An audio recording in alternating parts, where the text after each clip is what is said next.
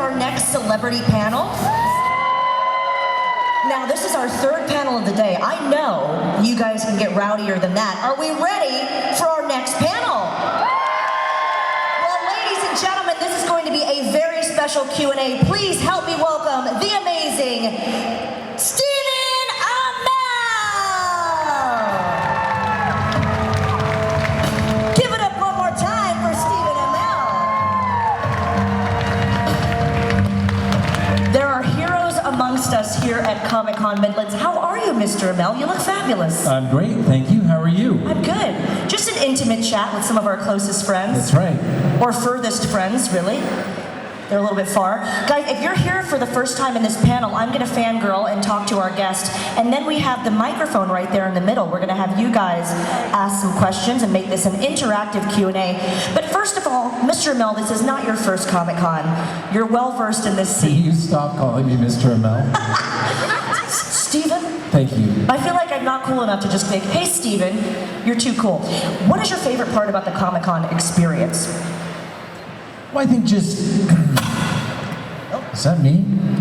Getting out and meeting people, seeing new places, or, I mean, in the case of this event, I did 2 conventions in and around Birmingham in 2015 and 2016, so we actually went back to the same hotel that we stayed at and visited some local spots, and so it's nice to visit new places. It's nice to come back after a while.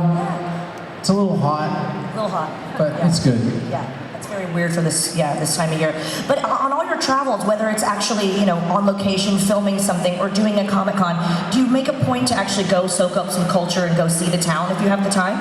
Yeah, for sure. I mean, I was just filming a series in Toronto, and we actually filmed, like, even though it's my hometown, we filmed all of these different little cities outside of Toronto.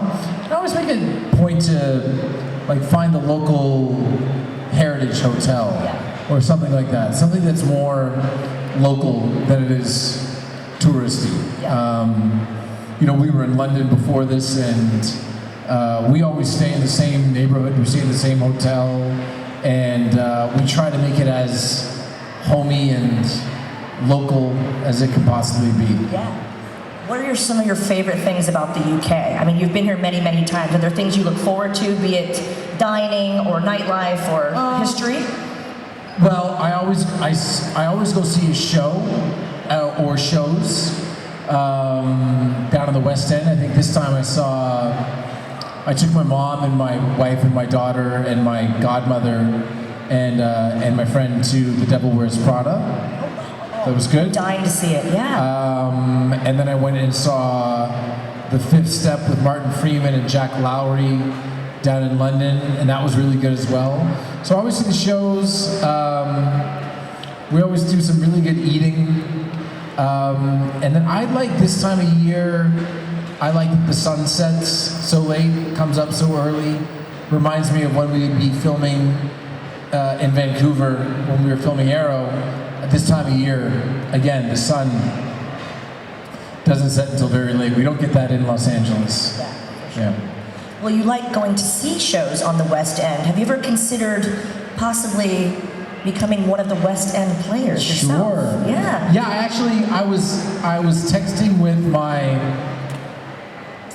my high school drama teacher, actually, who is still at my high school, but he has directed some plays in the West End, and I was saying, because the show The Fifth Step that I saw with Martin Freeman and Jack Lowry, it's a two-hander. It's just 2 guys on stage for 90 minutes, and that really, I don't know, sort of churned up some feelings about being on the stage. I legitimately haven't done it in 25 years. Wow. But it's a whole other ballgame, I'm sure, than being behind a camera on a set. Yeah. It's just saying words that somebody else wrote. That's it. It's not that hard. And acting. That's exactly what it is. Well, we obviously have this fantastic print of you here from Arrow, and you're a hero to so many people. But I have to ask you, who are your heroes? Be it, in your life personally and heroes that you saw on TV growing up that might have resonated with you. Oh, I don't know if I get into the whole hero thing. I definitely have a lot of people in my life that I admire for various reasons. I admire my mother a lot because of her selflessness, and she just taught me to put other people first, or other people ahead of you, so to speak. And then there are people that I admire in my career. Actors that I've worked with, like Chris Bauer comes to mind. These aren't just people that I think it's important to have people that you admire, but these are people that have things that I want. I don't necessarily mean material things. In fact, I specifically do not mean material things, but I do think it's important sometimes when you see someone, you recognize that person has something that I want, and maybe that's just their peace of mind or the way that they approach their profession.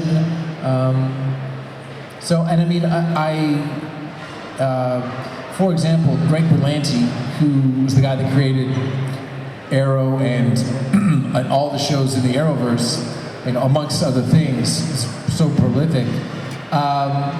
He's the most generous person that I've ever really known, but it's in that generosity that he gives it away so much that he gets back more than he can use.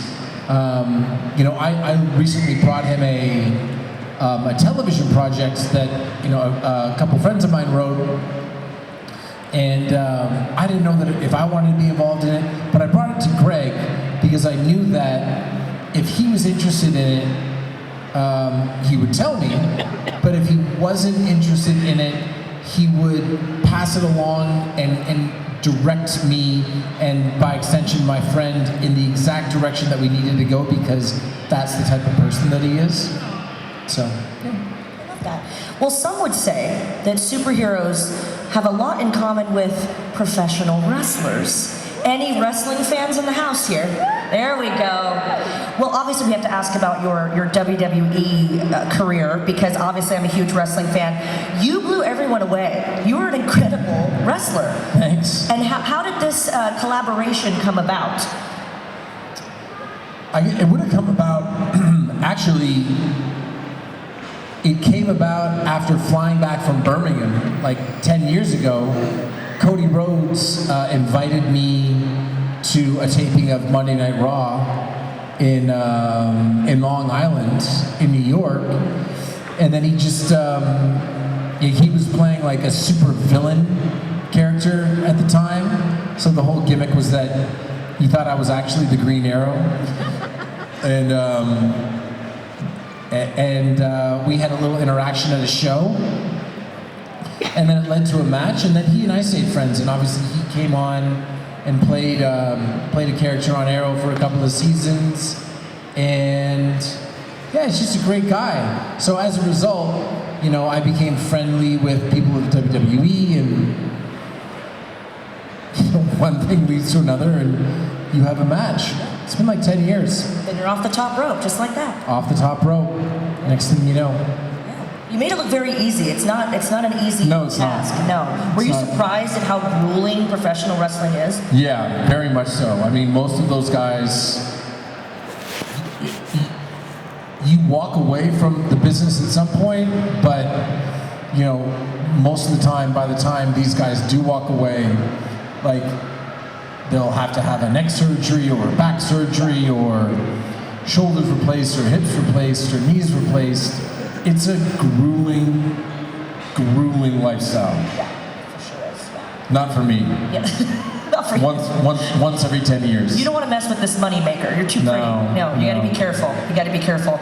Well, I could sit up here and fangirl the rest of the day, but we want to make sure you guys are asking questions to Steven, my friend Steven over here, not Mr. Amell. There is a microphone right here if you want to go ahead and start lining up. We're going to limit it to one question each. We'll get to as many as we can. Just make sure that you're speaking very clearly into the microphone, please. We've got Dom's going to come help you. Thank you so much. Hi there. Hi, I'm Martha. and I was wondering how much of the archery is actually real. I know not that if you're shooting at a person, but when you're shooting at, inanimate objects, did you actually fire anything in here, or did you just fire it and then, bing, arrow? That. No, I can probably count on one hand the number of times that I fired an actual arrow on the show. There's no real safe way to do it at all.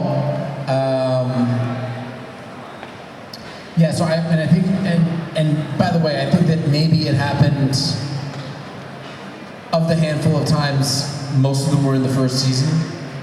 And thereafter, I mean, even in the first season, we would have a bow that locked into place with an arrow anchored into it. If I was threatening someone with the arrow drawn, with the bow drawn, but even then, we took that away, and it was all computer generated. Thank you. Thank you. Hiya. Hi. Anna, what was your best memory from filming Arrow? My best memory, I think probably the pilot. Shooting the pilot, getting to put a superhero suit on for the first time. I mean, to look back at it now, to know what I know about the industry and the resources that we had at our disposal for that pilot, that was a really great memory. I kind of wish that I knew a little bit more about the business like I do now. I was so naive back then. So, and not that that was a problem, but I don't know that I sort of understood the gravity and the scope of what we were doing. But yeah, I'd say the pilot was probably my best memory. Thank you. Thank you. Hi there. Hi there, my name's Jason. You mentioned being here in 2015, which I remember back at the Hilton just around the corner. Yeah. I was about to ask you a question in your talk there, and the talk got interrupted by David and Emily coming in singing. So this is a question I've been waiting to ask for 10 years.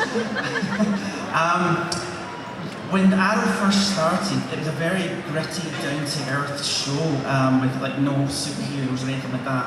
But I remember when Grant Gustin came into the show, you were very encouraging and supportive of him being the Flash. And I also remember later on the same thing with Matt Ryan and Constantine. I just wondered if that was something that you were happy to embrace, like opening up the show to the rest of the DC universe. Did you push for that or encourage that in any way? No, I mean, I wasn't part of any of those decisions. Sounds like I didn't support them. I loved those decisions, but yeah, you never know with these things, right? Like, Smallville was supposed to be the show where Superman doesn't fly. And we were supposed to be the show with no superpowers. And then the show came out and the show was a success. And they said, they sat me down after the first season and they said, we're going to introduce the Flash. And so as a result, we're going to have superpowers on the show. And I went, okay. I wasn't the one that made the no superpowers thing. So I always, this is for the fans. So if I think that they're going to enjoy seeing the Flash or seeing Constantine or Supergirl or Superman or Batman, it doesn't matter, then yeah, for sure, let's do it. I did find that sometimes we would kind of drift away from the core DNA of our show, kind of the more down-to-earth, gritty, street-level, city-wide show that we had. But whenever we sort of veered away from it a little bit, we always found our way back. Thank you. I hope that was worth the wait. 10 years. Wow. Round of applause to this gentleman. The patience of a saint. Hi there. Hello, my name's Cozzy. So when we think of Green Arrow, we think of Stephen Amell. So 8 seasons of Arrow, and it's synonymous with itself. So with the new DCU being rebooted, if there was another Green Arrow, obviously we'd want you to be the new, the replacement. However, if it wasn't you, what would be your advice to the next person taken the mantle of the Green Arrow? Wear a mask? I don't know. I mean, someone, you know, with these things, someone sent me the article about me being cast as Arrow from 2010. Jesus. 2012. Okay, I just dated myself a little bit. And it was funny reading the article. Like, I went down through it, and then and then I saw like all the comments, and they're like, they're making this thing cheap. It's not Justin Hartley. This is not going to work, right? And that's just the natural progression of things. I mean, every time they cast a new Batman, everyone's like, that's not going to work, and then it works. So if an actor takes over the character of Green Arrow, they don't need my advice. Sorry, here's a better way to say it. If they need my advice, they're not right for the role. Okay. Well said. Great question. Quick question for me. I mean, obviously, it's such a cool getup. Can you remember the first time that you suited up as the character and what it felt like to you for the first time to see yourself as that character? Yeah, I mean, the first couple of times I was in the suit, I was really uncomfortable. It takes a, you know, when they design these superhero suits for these shows, they design it for you to take a photo standing still, right? They don't design it for you to be able to walk and move and duck. And I remember I couldn't lift my arms, which is important because my arrow's not right here, it's all the way back here. So I remember the first couple of times being like, I know this, I think it looks good, but I'm pretty uncomfortable. I thought it should be this magical story of like, yeah, I saw myself in it. Nope. No. We appreciate the candor. Hi there. Hi, my name is Paola. So this is really random, but I used to watch your like podcasts on Zoom, like the ones you did on Facebook and then on Spotify. So I was wondering if you could ever like go back to doing podcast episodes. Is that something? No, I don't think so. I enjoyed doing that stuff. I've been really, it's been a couple of years now that I'm really just, at the moment, I'm just interested in acting. You know, I did, you know, I've got a couple of things coming out. You know, I did Suits LA, that was fun. And then I did a movie right around this time last year, actually, out on the east coast of Canada. That's going to be coming out soon. And then I shot another series in Toronto in the fall that should be out a little bit after the movie. And I'm just really enjoying focusing on acting. Okay, thank you. Thank you. Thank you. Thank you. Thank you, Dom, our fabulous crew. Give it up for Dom, everybody. Saving the day. Hi. My question is, from the entire run of the Arrowverse, what actor did you enjoy playing alongside the most? You know, if we're gonna venture outside of like our core cast, so I don't have to pick one of them, I would probably say, I'd say Grant Gustin for sure. There was always like a really fun element to the character of Barry Allen that did something unique to the character of Oliver Queen. I don't know if he just was bemused by Barry all the time, but there was like a humor and a levity and just a dynamic that only existed between our two characters. So I really enjoyed working with him. It's always fun to, when you're working, to go over to someone else's show. It's like a different vibe. It's like going on vacation, or like, you know what? It's like going on a sleepover, something like that. Thank you. Great question. Thank you. Hello. Hello, my name is Dippo and I'm a big fan So you're the person who started the Arrowverse, the Age of Heroes, and your portrayal of Arrow is iconic. So I was wondering, would you put on the mask again for continuation of the Arrowverse or a whole new version? Yeah, I mean, I think that you see this all the time. You see shows that get rebooted or rebirthed, or be it like, I think, didn't Dexter just come back again? Yeah. So, and I mean, Scrubs. Isn't Scrubs coming back? Scrubs and Arrow are not. I don't. What a crossover that would be. Yeah, that would be great. I know some of those guys. I know You get Donald injured, and you go to Zach. the hospital, boom. Yeah. No, it would be great to. It would be great to revisit the character. There was always a lot of things that we wanted to do and to try that you couldn't. Not that you couldn't, that you were not allowed to do within the confines of network television. So it'd be very interesting to go back and to even dig into some of the comics and some of the stories to tell a version of the Arrow story that would be a little bit different.